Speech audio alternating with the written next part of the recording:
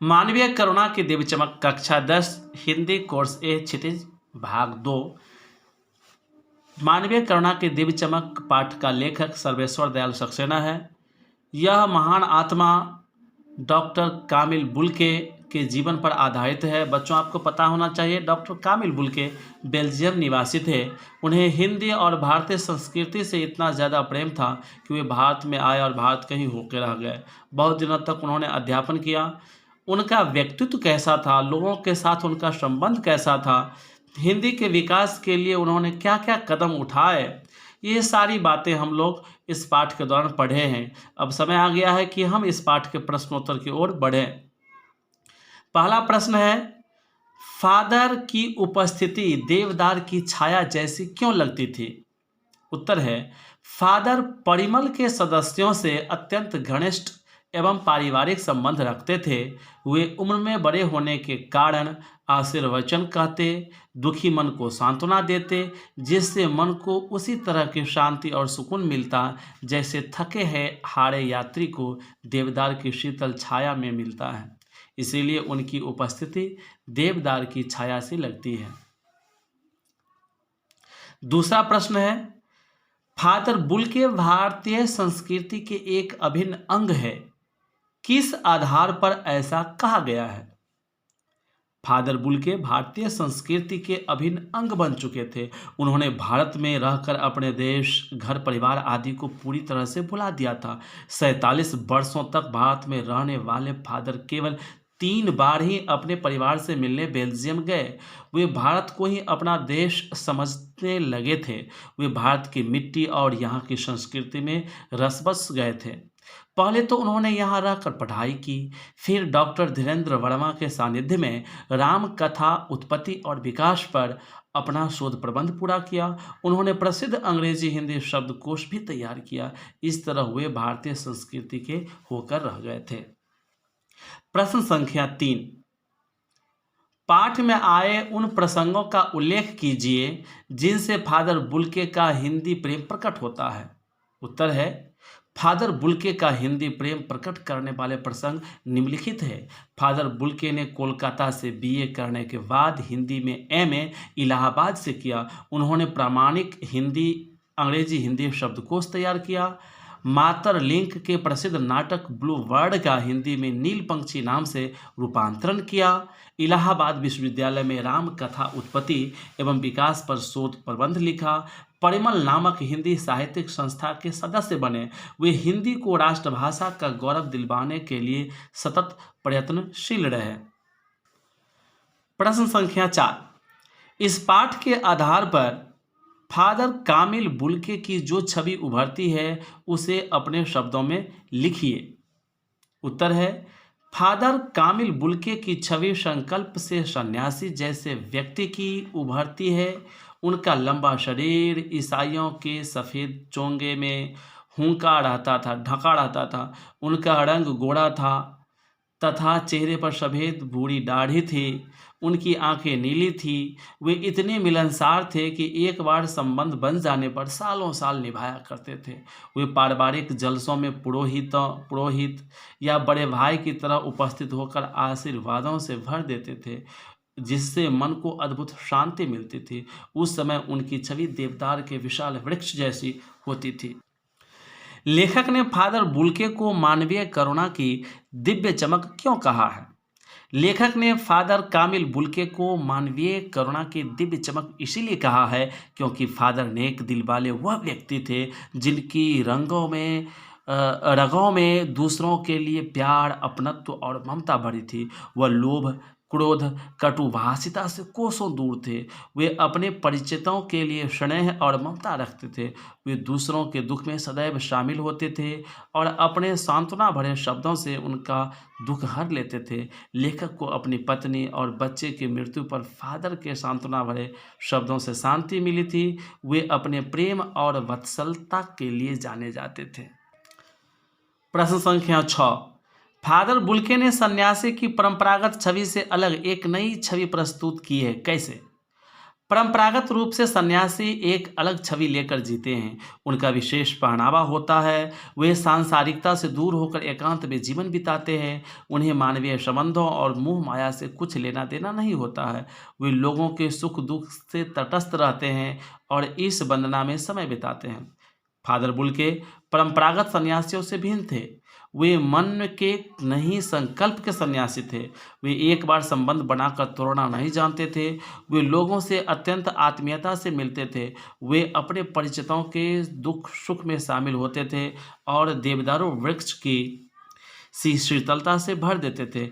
इस तरह उन्होंने परंपरागत सन्यासियों से हटकर अलग छवि प्रस्तुत की है। प्रश्न संख्या 7, आशय स्पष्ट कीजिए। क, नम आँखों को गिनना स्याही फैलाना है। उत्तर है, आशय यह है कि फादर की मृत्यु पर अनेक साहित्यकार, हिंदी प्रेमी, ईसाई धर्मानुयायी एवं अन्य लोग इतनी संख्या में उपस्थित होकर शोक संवेदना प्रकट कर रहे थे कि उनकी गणना करना कठिन एवं उनके बारे में लिखना स्याही बर्बाद करने जैसा था, अर्थात उनकी संख्या अनगिनत थी। 7 का ख, फादर को याद करना एक उदास शांत संगीत को सुनने जैसा है। आशय यह है कि फादर को याद करते ही उनका करुणामय, शांत एवं गंभीर व्यक्तित्व हमारे सामने आ जाता है। उनकी याद हमारे उदास मन को विचित्र सी उदासी एवं शांति से भर देती है। ऐसा लगता है जैसे हम एक उदास सा संगीत सुन रहे हैं। रचना एवं अभिव्यक्ति के अंतर्गत प्रश्न संख्या 8, आपके विचार से बुल्के ने भारत आने का मन क्यों बनाया होगा? उत्तर है, भारत की गणना प्राचीन काल से ही ज्ञान और अध्यात्म का केंद्र रहा है। यह ऋषियों मुनियों की पावन भूमि है, जहाँ गंगा यमुना जैसी मोक्षदायिनी नदियाँ बहती है। इस भूमि पर राम, कृष्ण, गौतम बुद्ध, महावीर, स्वामी गुरु नानक, रैदास, तुलसीदास आदि महापुरुषों ने जन्म लिया है और अपने कार्य व्यवहार से दुनिया को शांति का संदेश दिया। फादर बुल्के इन महापुरुषों से प्रभावित हुए होंगे और भारत आने का मन बनाया होगा। प्रश्न संख्या 9, बहुत सुंदर है मेरी जन्मभूमि रैमस चैपल। इस पंक्ति में फादर बुल्के की अपनी जन्मभूमि के प्रति कौन सी भावनाएं अभिव्यक्त होती है? आप अपनी जन्मभूमि के बारे में क्या सोचते हैं? उत्तर है, बहुत सुंदर है मेरी जन्मभूमि रैम्स चैपल। इस पंक्ति में फादर बुल्के का अपनी मातृभूमि के प्रति असीम लगाव प्रकट हुआ है। इसी लगाव एवं मातृभूमि से प्रेम के कारण उन्हें मातृभूमि सुंदर लग रही है। मैं भी अपनी मातृभूमि के बारे में फादर बुल्के जैसी ही सुंदर भावनाएं रखता हूँ। मेरी जन्मभूमि स्वर्ग के समान सुंदर तथा समस्त सुखों का भंडार है। यह हमारा पोषण करती है तथा हमें स्वस्थ एवं बलवान बनाती है। यह हमारी माँ के समान है। एक और यहाँ की 6 ऋतुएं इसकी जलवायु को उत्तम बनाती हैं, तो दूसरी ओर अमृत तुल्य जल से भरी गंगा यमुना प्राणियों की प्यास बुझाती है। मैं अपनी मातृभूमि पर गर्व करता हूँ और इसकी रक्षा करते हुए अपना सर्वस्व अर्पित करने को तत्पर रहता हूँ।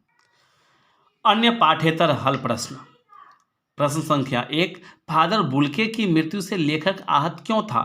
फादर बुल्के लोगों से सद्व्यवहार करते हुए हमेशा प्यार बांटते रहे। उन्हें किसी पर क्रोध करते हुए लेखक ने नहीं देखा था। उनके मन में दूसरों के लिए सदैव सहानुभूति एवं करुणा भरी रहती थी। ऐसे व्यक्ति की मृत्यु जहरवाद नामक कष्टदायी फोड़े से हुई। फादर जैसे उदार महापुरुष की ऐसी मृत्यु के बारे में लेखक जानकर आहत हो गया है। प्रश्न संख्या 2, लेखक ने फादर का शब्द चित्र किस तरह खींचा है? लेखक ने फादर का शब्द चित्र खींचते हुए लिखा है, एक लंबी पादरी के सफ़ेद चोंगे से ढकी आकृति, गोरा रंग, सफ़ेद झाई मारती बूढ़ी दाढ़ी, नीली आंखें, बाहें खोलकर गले लगाने को आतुर, जिनका दबाव लेखक अपनी छाती पर महसूस करता है। प्रश्न 3, परिमल क्या है? लेखक को परिमल के दिन क्यों याद आते हैं? परिमल इलाहाबाद की एक साहित्यिक संस्था है जिसमें युवा और प्रसिद्ध साहित्य प्रेमी अपनी रचनाएं और विचार एक दूसरे के समक्ष रखते थे। लेखक को परिमल के दिन इसीलिए याद आते हैं क्योंकि फादर भी परिमल से जुड़े। वे लेखक एवं अन्य साहित्यकारों के हंसी मजाक में शामिल होते, गोष्ठियों में गंभीर बहस करते और लेखकों की रचनाओं पर बेबाक राय और सुझाव देते थे। प्रश्न संख्या 4, फादर का सानिध्य पाकर लेखक को ऐसा क्यों लगता कि वह किसी देवदारू वृक्ष की छाया में खड़ा हो? फादर का सानिध्य और उत्सवों के अवसर पर फादर बड़े भाई और पुरोहित के समान खड़े होते, आशीर्वाद से भर देते। लेखक को उसका बच्चा और उसके मुंह में फादर द्वारा अन्न डालना और उनकी आंखों में चमकता वात्सल्य अब भी याद है। यह वात्सल्य और सानिध्य उसी तरह शीतलता से भर देता है जैसे देवदारू वृक्ष की शीतल छाया किसी यात्री को शीतलता से भर देती है। फादर की पारिवारिक पृष्ठभूमि और उनका स्वभाव भी किसी सीमा तक उन्हें सन्यासी बनाने में सहायक सिद्ध हुई। स्पष्ट कीजिए। यह है प्रश्न संख्या 5। उत्तर है, फादर के परिवार में उनके माता पिता, 2 भाई, 1 बहन थे। उनके पिता व्यवसायी थे। एक भाई बेल्जियम में ही पादरी हो गया था, दूसरा भाई काम करता था। उसका भरा पूरा परिवार था। उनकी बहन जिद्दी और सख्त थी।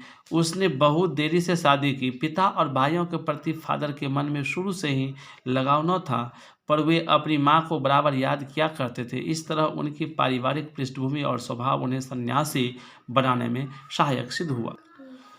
सन्यासी बनने से पूर्व फादर ने धर्मगुरु के सामने क्या शर्त रखी और क्यों? सन्यासी बनने से पूर्व फादर जब इंजीनियरिंग के अंतिम वर्ष की पढ़ाई कर रहे थे तो उसे बीच में ही छोड़कर धर्मगुरु के पास गए और संन्यास लेने की बात कही। उन्होंने धर्मगुरु के सामने भारत जाने की शर्त रखी क्योंकि भारत की प्राचीन संस्कृति और यहाँ जन्म ले चुके महापुरुषों ने उनके मन में भारत के प्रति आकर्षण पैदा किया होगा। भारत आने के लिए पूछने पर फादर क्या जवाब देते थे? फादर बुल्के से अब पूछा जाता था कि आप भारत क्यों आए तो वे बड़ी सरलता से कह देते थे, प्रभु की इच्छा। वे यह भी बताते थे कि उनकी माँ ने बचपन में ही कह दिया था कि यह लड़का तो गया हाथ से। सचमुच माँ की यह भविष्यवाणी सत्य साबित होती गई। फादर के मन में सन्यासी बनने की इच्छा बलवती होती गई और वे इंजीनियरिंग की पढ़ाई अधूरी छोड़कर भारत आ गए। फादर बुल्के ने भारत में बसने के लिए क्या आवश्यक समझा, उन्हें किस तरह हासिल किया, अथवा भारत आने पर फादर द्वारा शिक्षा दीक्षा प्राप्ति के सोपानों का क्रमिक वर्णन कीजिए। भारत आने पर फादर ने सबसे पहले यहाँ शिक्षा दीक्षा लेना आवश्यक समझा। इसके लिए उन्होंने जीसेट संघ में शामिल पहले 2 साल पादियों के बीच धर्माचार्य की पढ़ाई की, फिर 9-10 वर्ष दार्जिलिंग में पढ़ते रहे। इसके बाद उन्होंने कोलकाता से बीए किया और फिर इलाहाबाद से एमए करने के उपरांत अपना शोध पत्र प्रस्तुत किया। प्रश्न संख्या 9, सन्यासी होने के बाद भी फादर का अपनी मां से स्नेह एवं प्रेम कम न हुआ, स्पष्ट कीजिए। उत्तर, लेखक और फादर के घनिष्ठ संबंध थे। फादर लेखक को अक्सर मां की स्मृतियों में डूबा हुआ देखा करता था। फादर की मां की चिट्ठियां प्रायः उनके पास आया करती थी। इन चिट्ठियों को वे अपने अभिन्न मित्र डॉक्टर रघुवंश को दिखाया करते थे। भारत बसने के बाद भी वे अपनी मां और मातृभूमि को नहीं भूल पाए थे। इससे स्पष्ट है कि सन्यासी होने के बाद भी फादर का अपनी मां से स्नेह एवं प्रेम कम न हुआ। फादर बुल्के ने हिंदी के उत्थान के लिए क्या क्या प्रयास किए? भारत में रहते हुए फादर ने इलाहाबाद विश्वविद्यालय से हिंदी में एमए किया। इससे ज्ञात होता है कि हिंदी से उन्हें विशेष लगाव था। उन्होंने हिंदी के उत्थान के लिए निम्नलिखित कार्य किए। पहला, हिंदी को राष्ट्रभाषा बनाने के लिए अकाट्य तर्क प्रस्तुत करते। हर मंच से हिंदी की दुर्दशा पर दुख प्रकट करते। तीसरा, हिंदी वालों द्वारा हिंदी की उपेक्षा पर दुख प्रकट करते। और चौथा, वे हिंदी को राष्ट्रभाषा के रूप में देखने के लिए चिंतित रहते थे। मानवीय करुणा के दिव्य चमक पाठ के आधार पर फादर की विशेषताओं का उल्लेख कीजिए। मानवीय करुणा के दिव्य चमक पाठ से फादर बुल्के की निम्नलिखित विशेषताओं का ज्ञान होता है। फादर संकल्प के सन्यासी थे, मन के नहीं। फादर संबंध बनाकर उसे निभाना जानते थे। फादर अपने परिचितों एवं परिवार वालों के साथ स्नेहमय संबंध रखते थे। वे सुख दुख में परिवार के सदस्यों की भांति खड़े नजर आते थे। वे भारत और हिंदी से असीम लगाव रखते थे। फादर पास्कल ने ऐसा क्यों कहा कि इस धरती से ऐसे और रत्न पैदा हों? फादर कामिल बुल्के वास्तव में रत्न थे। वे करुणा, सहानुभूति और ममत्व से भरपूर थे। वे सदा दूसरों में प्यार बांटते थे। क्रोध उन्हें छू भी न सका था। भारत आने के बाद वे भारत के होकर रह गए और यहीं की संस्कृति में रस बस गए। वे दुख में सांत्वना देते तथा सुख और उत्सव में बड़े भाई से आशीर्वाद देते। उनका साथ देवदारू वृक्ष की छाया जैसा होता। उनके मानवीय गुणों को याद कर फादर पास्कल ने कहा कि धरती से ऐसे और रत्न पैदा हों। मानवीय करुणा की दिव्य चमक नामक पाठ में निहित संदेह स्पष्ट कीजिए। ये अंतिम और 13वां प्रश्न है। मानवीय करुणा की दिव्य चमक नामक पाठ के माध्यम से हमें फादर जैसे मानवीय करुणा के सागर बुल्के की तरह करुणा एवं सहानुभूति पूर्वक व्यवहार करने का संदेश मिलता है। वही यह भी संदेश मिलता है कि हमें अपनी मातृभूमि से असीम प्यार करना चाहिए। इसके अलावा हम भारतवासियों को विदेश में बसने का लोभ त्याग कर अपने देश की सेवा करनी चाहिए।